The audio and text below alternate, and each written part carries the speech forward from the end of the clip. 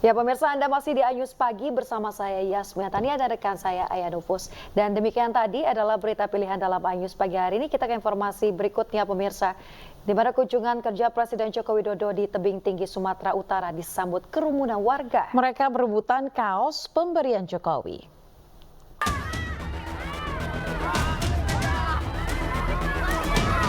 Presiden Joko Widodo bagi-bagi kaos kepada warga saat akan meninggalkan lokasi usai meninjau fasilitas di Rumah Sakit Umum Dr. Kumpulan Pane Tebing Tinggi Sumatera Utara.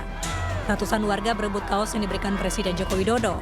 Pas Pampres bahkan harus ekstra keras untuk mengantisipasi kerumunan warga yang semakin banyak dan berusaha untuk mendapatkan kaos yang dibagikan Presiden.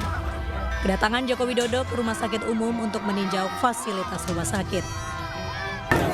Di sini memang di rumah sakit RSUD Haji Kumpulan Pane ini dari kabupaten sekitar kota Tebing Tinggi ini banyak yang berdatang, sehingga saya lihat memang jumlah pasien juga cukup banyak. Padahal di sini hanya memiliki berapa bed baru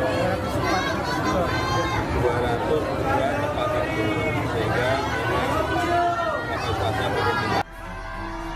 Presiden juga bersilaturahmi dengan ribuan peserta JKN KIS Kota Tebing Tinggi di Gedung Asbar.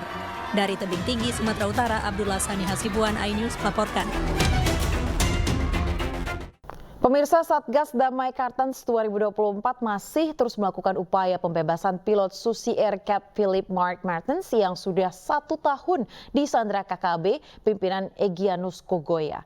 Negosiasi masih menjadi opsi pembebasan pilot asal Selandia Baru ini.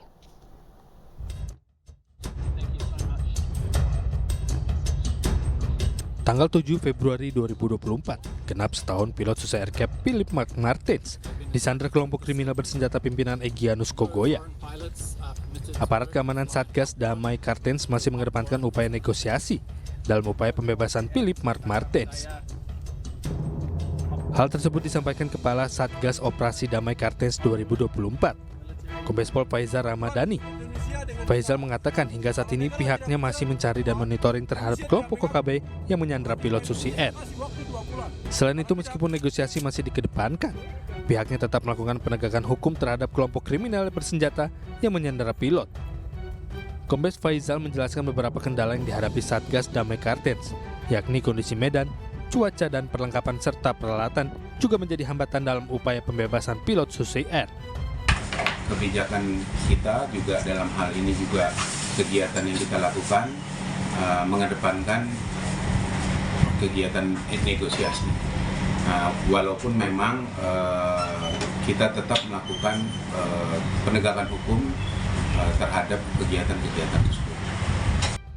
Berdasarkan informasi yang diperoleh, bahwa kondisi pilot saat ini masih sehat dan bersama kelompok Egyanus Kogoya di wilayah Kabupaten Dunga, Papua Pegunungan. Beberapa waktu lalu Egyanus Kogoya sendiri sempat mengancam akan menembaki pilot Susi Air dalam kurun waktu 2 bulan.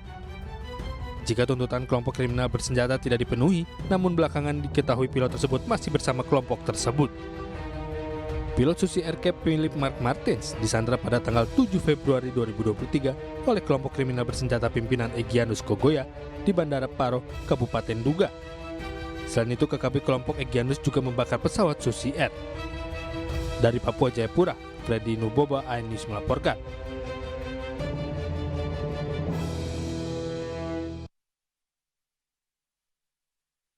Pemirsa, buron selama 1 tahun, 2 dari 6 pelaku tawuran yang menewaskan seorang remaja di Kabupaten Bekasi, Jawa Barat berhasil ditangkap. Selain itu, petugas masih memburu 4 pelaku lainnya.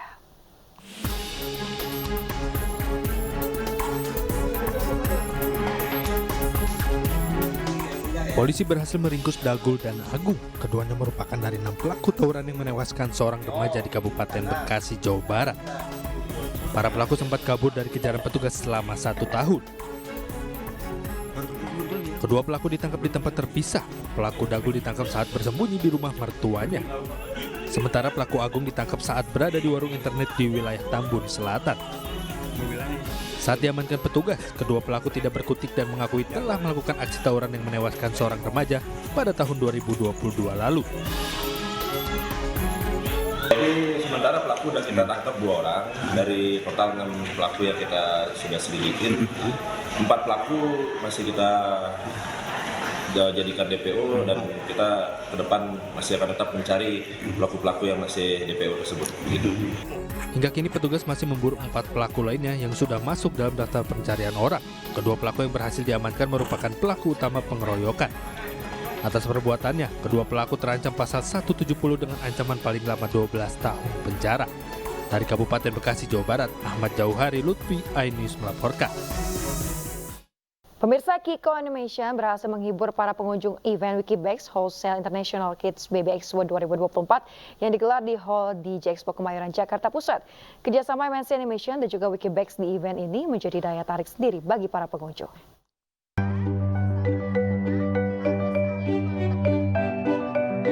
Karakter Kiko dan Lola, 2 karakter populer dalam animasi Kiko, menyapa para penggemarnya di pengunjung Wikibex 2024 di Hall D JI Expo Kemayoran, Jakarta Pusat pada 2 dan 4 Februari 2024. Para pengunjung bisa bernyanyi dan menari serta foto bersama. Hadirnya karakter Kiko dan Lola telah menjadi daya tarik tersendiri bagi para pengunjung di event yang menyuguhkan berbagai kebutuhan maternity, bayi, anak-anak, mainan, hingga perlengkapan dapur untuk ibu-ibu ini. Menyenangkan ya, dibanding tahun-tahun sebelumnya orang mulai mengenal Kiko, banyak yang mengenal Kiko dan banyak yang mengenal MNC Animation yang dimana sebelumnya orang belum tahu MNC Animation apa, tapi sekarang antusias terhadap produk-produk Indonesia, animasi-animasi Indonesia cukup membanggakan sih. Karena setelah dilihat animo anak-anak dengan toko Kiko ini sangat tinggi, mereka kalau udah ada badut Kiko yang datang itu mereka sangat antusias sekali, dan untuk nonton bersama itu sangat membantu orang tua ya. Di saat anaknya sudah bosan, menemani orang tuanya belanja, mereka bisa ada hiburannya. Booth MNC Animation juga menawarkan beragam kegiatan seru, seperti games hingga mewarnai karakter Kiko. Tak hanya itu, para pengunjung juga bisa mendapatkan merchandise menarik dari Kiko, Bima S, dan Titus dan Zana. Dari Jakarta, Muharlin, iNews melaporkan. Pemirsa, Universitas Indonesia di Depok, Jawa Barat menduduki posisi 1 di Asia pada kategori The Most Sustainable Universities atau kampus paling berkelanjutan. Dan posisi 24 dunia versi pemeringkatan UI Green Metric 2023. Penilaian tersebut diantaranya karena kampus UI ini mengembangkan kampus lestari.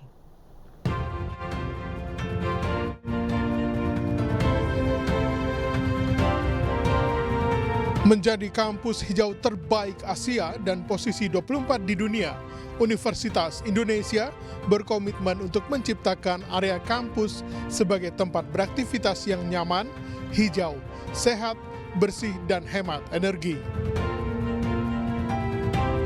Dari keseluruhan kampus, sebanyak 50% kawasan merupakan hutan, 9% danau atau kawasan konservasi air, dan 70% adalah ruang terbuka hijau. Di area kampus Depok, Universitas Indonesia memiliki 6 danau buatan, yakni Danau Kenanga, Danau Agatis, Danau Mahoni, Danau Puspa, Danau Ulin, dan Danau Salam atau yang sering disingkat dengan kampus. Keenam danau tersebut berperan untuk melestarikan keanekaragaman hayati serta menyediakan suplai air bersih bagi hewan-hewan yang hidup di wilayah kampus UI. Jadi keanekaragaman flora fauna itu di UI akan selalu terjaga. Nah, di samping daya tampung untuk air, ya, untuk menghindarkan terjadinya banjir di daerah Depok, untuk menambah kemampuan air tanah di kota Depok. Tak hanya berfungsi sebagai habitat beragam biota, danau buatan UI juga berfungsi sebagai resapan air yang tidak hanya bermanfaat bagi UI, tetapi juga untuk wilayah Depok. Keberadaan danau di wilayah UI mendukung environmental carrying capacity wilayah Depok yang dapat mengurangi dampak banjir saat musim hujan dan memberikan suplai air saat kekeringan. Selain itu, 50% hutan yang berada di UI dapat memfilter udara sehingga udara yang dihasilkan menjadi lebih bersih. Dari Depok, Jawa Barat, Iyung Rizky, iNews melaporkan. Pemirsa, kecewa dengan ketidaknetralan pemerintah dalam pemilu, aksi ratusan mahasiswa terus berlanjut hingga menutup Jalan Dago Kota Bandung pada Rabu malam. Selain itu, mahasiswa juga merusak baliho caleg serta beradu mulut dengan pengendara yang melintas.